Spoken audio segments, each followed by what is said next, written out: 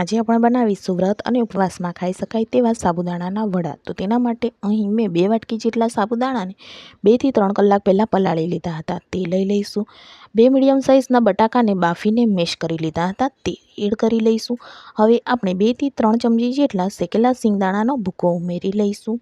હવે તેમાં આપણે અડધી ચમચી જેટલું જીરું, 1 ચમચી જેટલા લીલા મરચાંની પેસ્ટ, અડધી ચમચી જેટલું સંચર મીઠું, 1 ચમચી જેટલા તલ અને થોડા કોથમીરના પાન ઉમેરીને સારી રીતે મેશ કરતા જઈને વડાનું બેટર તૈયાર કરી લઈશું। અહીં સાબુદાણા અને બટાકામાં સ્ટાર્ચનું પ્રમાણ હોવાથી આપણા વડાને સારી રીતે બાઇન્ડિંગ મળી રહેશે।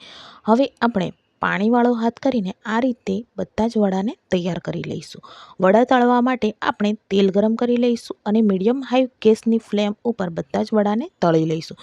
અહીં તળતી વખતે એ વાતનું ખાસ ધ્યાન રાખવું કે વડા એક બાજુથી સારી રીતે તળાઈ જાય અને તેનો આકાર પકડી લે ત્યાં સુધી આપણે તેને પલટાવવાના નથી। સારી રીતે પલટાવતા જઈને બંને બાજુથી ગોલ્ડન બ્રાઉન કલરના ક્રિસ્પી થાય ત્યાં સુધી તેને તળી લઈશું। તો તૈયાર છે આપણા સાબુદાણાના વડા। તો આવા જ અવનવી રેસીપી માટે ચેનલને સબસ્ક્રાઈબ કરવાનું ભૂલશો નહીં। Thanks for watching.